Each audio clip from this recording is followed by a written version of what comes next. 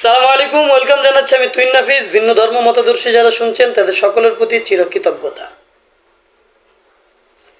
শ্রাবণের কালো মেঘ যেমন আমাদেরকে অশনি সংকেতের ইঙ্গিত দেয়, ঠিক তেমনি ফাল্গুনের সুবাতাসটাও আমাদের মনকে রোমাঞ্চিত করে দেয়।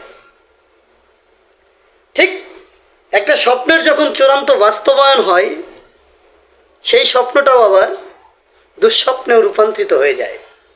বলছিলাম 1,47,570 বর্গ কিলোমিটারের দেশ বাংলাদেশ, যে দেশে আমি জন্মেছি।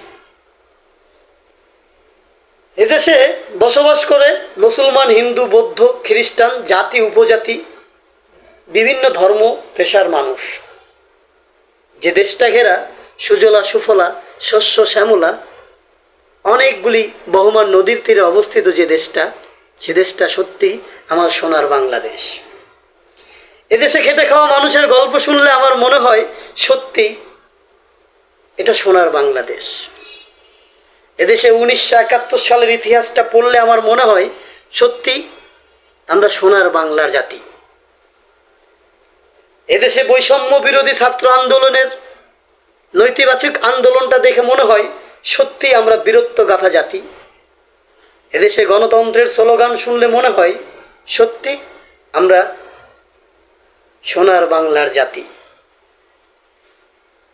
কিন্তু যে দেশে রক্ষক হয়ে ভক্ষকের ভূমিকা পালন করা শয়তান, মুখোশধারী শয়তান যারা থেকে যায়, যারা দুর্নীতির করে সততার সাইনবোর্ড লাগিয়ে, তখন সে দেশটাকে আমার ধিক্কার জানাইতেও বিন্দু পরিমাণ কষ্ট হয় না।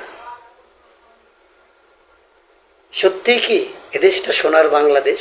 সত্যিই কি এদেশটা সোনার বাংলাদেশ গড়া সম্ভব?